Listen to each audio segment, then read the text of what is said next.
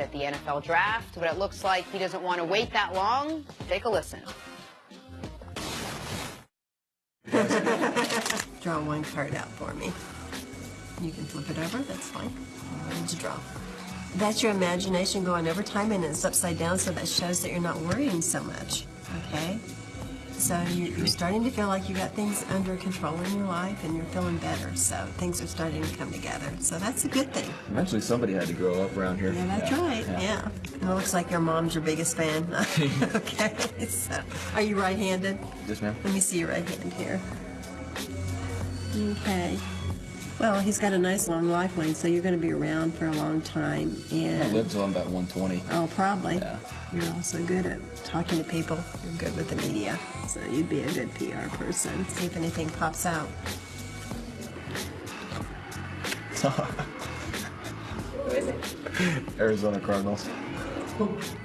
This turns out to be true. There's going to be some weird stuff going around here. First of all, can I just say this? All she had to do was like be alive and maybe watch TV one day, and she could have gotten all the answers. So you're right-handed, and you have two shoulders? Okay, that's great. Now, it looks like you have a nose. Like, it was so odd. Have you ever been to one of these people? Yes. Have you? Let's just keep going. Oh, Okay. boy. All right, so I don't believe in their ability. No disrespect to all the psychics who watch the show, but I'm afraid to go to them. I Because I understand feel that. like they will tell me something that will then change the way I act. Sliding doors. Exactly right. They'll be like, hey, you have a big opportunity coming up, and then something will come and somewhere in my head and be like, hey, that psychic said there's a big opportunity. So I bet, They freak me out. I completely agree. Not in. Go, See, just tell us your yours, experience. You Clearly talked you with have. one after the spaceship incident? What did they tell you about No, us? they all been telling me good stuff's gonna happen. Oh, they It hasn't happened yet. So there's more than one. Yeah. Okay, a lot of people go to them. It's okay. No, I just You go to them for your weekly power. I've never seen you no, rendered no. speechless. I like to stay more on the spiritual side, not the bootleg side. Okay. Not like the Ouija board side? Yeah, not the cards and all that. You know, Okay. Those other people out there can speak into your life. Oh. They keep telling me just good things gonna happen. Okay. Why ain't y'all tell me about these two? Good Lord. Stories to start your morning. Giancarlo Stanton. Wow. Did I tell you I saw a spaceship? Yeah. What? She told you that too. What a Yankees debut he had. How about this? First at bat, home run. Stanton finished 3 for 5, 2 home runs, 4 RBI. Watch out, home run record. Watch out. The Bronx Bomber is on pace for 324 home runs this season. CC, I did the math. How impressive did Stanton and the Yankees look on opening day? The Yankees were impressive. That's my team. I watched the game, a 3 o'clock start yesterday. I think that what I was concerned about, could he live up to the hype? Typically, when you come to New York into the market and you have a tremendous resume somewhere else, if you don't get off to a good start, now with the media and with social media, you can be buried behind the 8 ball before you get your career going here. It's so nice that he's off to a good start. And last year, how many home runs did he hit, Nick? Last year, what was the number? 59. 54? Oh, 59. Oh, yeah, you almost hit 60. Yes, Okay. thank you. Only 8 of them went to the opposite field. In one game, he's got 2 to the opposite field. Yes. So he's kind of tightened up his swinging motion. So I'm looking forward to watch. I'm going to the game Monday, too. Well, and also, Opening day in Yankee Stadium. when he starts playing home games, not many ballparks in all of Major League Baseball more conducive to, if you can hit to the opposite field, to right field, that short porch in right field, which is why people are so bullish on his home run total this year, thinking he's going to exceed what he did last year with the Marlins, thinking he's potentially going to break Roger Maris's Yankees record of 61 home runs. It was a great start.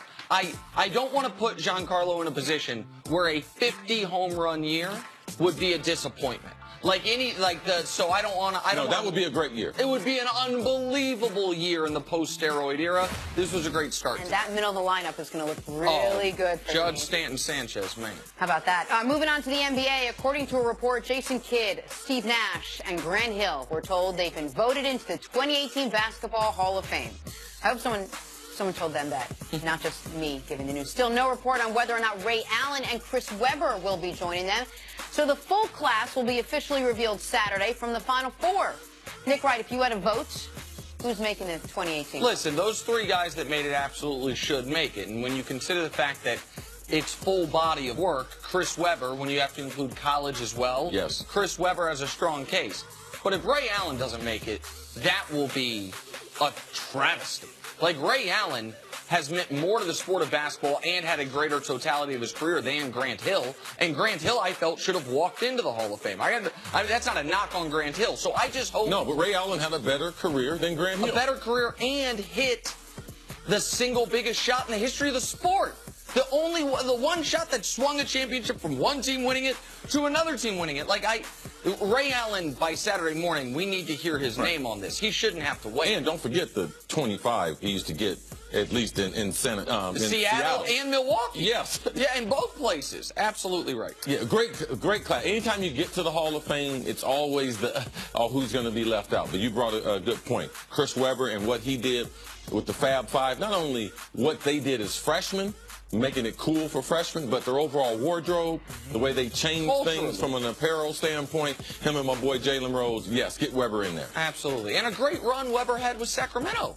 I mean, conference finals, should have beat the Lakers. Questionable officiating Game 6, we remember. And Chris Webber working hard now, too. That NBA and NCAA. Oh, yeah. Whew. Absolutely. We're talking all the sports today, so on to football. Shaq Griffin took part in UCF's Pro Day yesterday, and his NFL buzz continues to grow. Griffin has been invited to the NFL draft at AT&T Stadium later this month and says he will attend.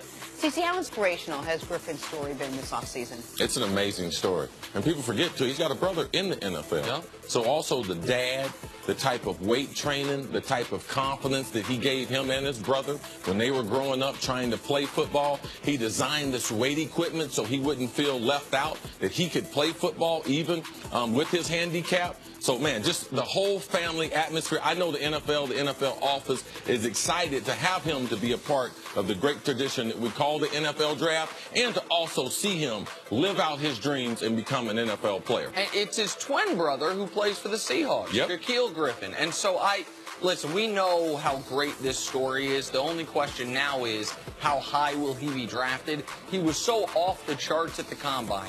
After, a guy who won Defensive Player of the Year in his conference. He was, I believe, the best player on the only undefeated team in all of college football.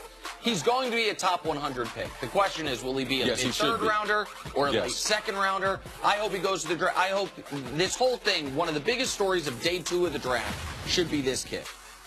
All right, finally, Le'Veon Bell still upset about his contract negotiations, or the lack thereof. So basically, it's a day that ends in Y. He took to Instagram to say, quote, "It's so hard to be a hero in a city that paints you out to be a villain." Nick, what does Bell's future in Pittsburgh look like? All right, so a little context to what Le'Veon's talking about. Because when he says a city that paints you to be a villain, one of my very best friends, Andrew Filipponi, is a big radio host in Pittsburgh. And so I listen to his show sometimes. They're hard on Le'Veon. Like Pittsburgh, whether you want to say because it's a blue-collar city, or whether it's because last year ended in disappointment, or whether it's because Le'Veon has now, reportedly considered holding out of a playoff game, and the suspension and the different things, Le'Veon's popularity in that city does not match where you would think it would be given his production. So I understand Le'Veon feeling like some of the local media is turning the town against him, right? I get some of his frustration there. I also think the way this works out is, for the second straight year, he plays under the franchise tag. And I think for the second straight year, he'll be productive. And what I wish someone would communicate to Le'Veon is, if you don't get injured, playing under the franchise tag this year could be financially the best thing for you. You get this $14.5 million, and then... What did he get this past season?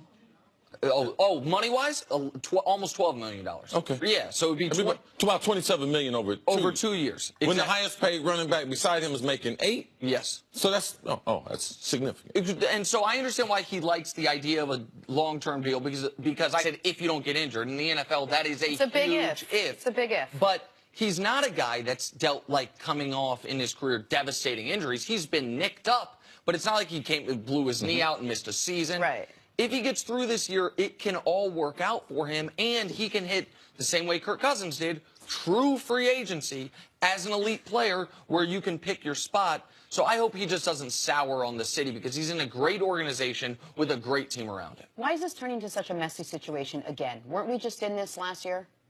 He talks about his money too much in the paper. and too much on social media. That's the reason why. Pittsburgh people, look where they're from. It's the Midwest. They got 6 championships. They're one of the greatest franchises in any sport. The Rooneys and how they run their franchise. Look at the way look at his image and how he projects that image compared to Pittsburgh and the people that they do consider heroes. Because they have, I think, the best fan base as far as travel and support. Like, they go anywhere, they spend outrageous amounts of money to be able to support their team. They have consistently been like that for over 40 years. It's not like he just got there.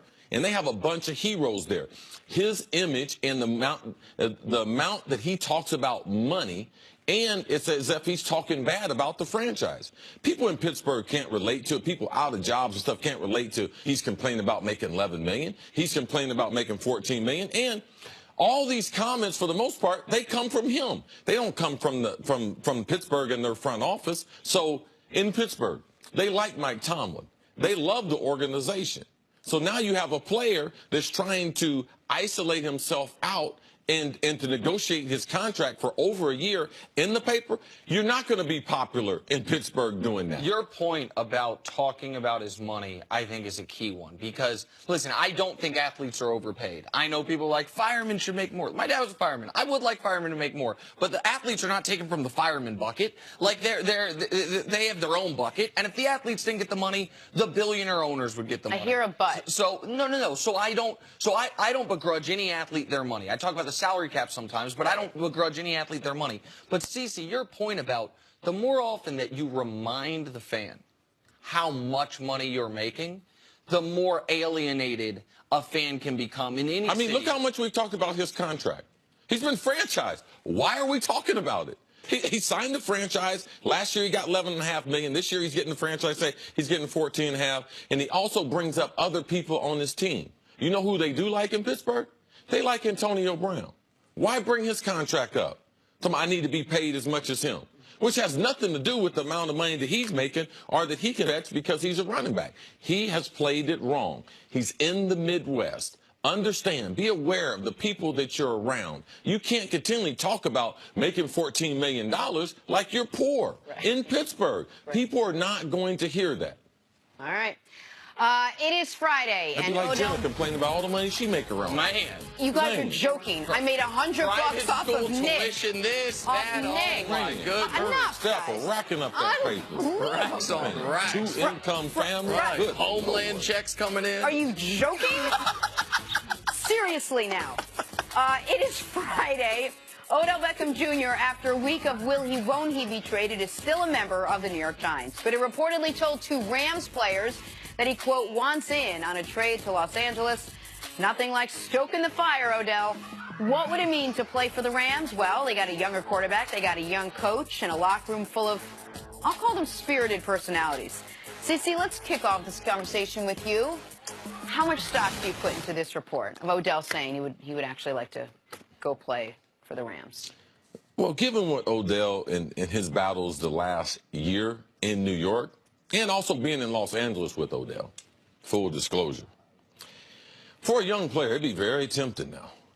It'd be very, very tempting. I've lived in Los Angeles a short period of time, about the same amount of time that I've lived in New York City. I'm just going to tell you got to be careful what you wish for. Now, I'm not shocked, or I do believe the report, he probably did tell a couple Rams players. Now, in the offseason, people talk like Los Angeles is a great place. They're going to have a tremendous stadium in Inglewood. Got a Super Bowl coming there in a few years. They got one of the hottest coaches in Sean McVay. They're in Los Angeles. Los Angeles is still Los Angeles. The ability to be able to play football in great climate as a wide receiver, that would be advantageous. A young up-and-coming quarterback in Jared Goff. That would be something that I would have to, look at. I'm just going to tell you this. OBJ and Eli have not always seen eye to eye. Right. So I hope for OBJ, a lot like Randy Moss, when they started the conversation about trading him a long time ago, when he was the hottest receiver in the NFL, Moss took him up on it. They started releasing it to reporters. Oh, we might trade him. Moss took him up, and he went the other way and said, y'all can trade me. I want out of here. Now, Randy, looking back, wishes he would have stayed there. Now, he understands the experience in Oakland, going to New England. But when we talk to him, it's like, man, I wish I could have stayed my whole career there. I believe OBJ would feel the same way. The Giants are a great franchise. They have been consistently good for a long time. But a young person trying to go to Los Angeles, they just brought football back to Los Angeles. He has a home in Los Angeles. A hungry team, a team that could win next year. They're an excellent team. You could grow with the quarterback and the running back and Aaron Donald. I understand all of this. I also think my gut would be the context of this was OBJ was talking with a few of the players, and they were like, hey, are they trying to trade you? Man, we'd love to have you. And he said something along the lines of, man, if they're trading me, man, I'd love to come play with you guys.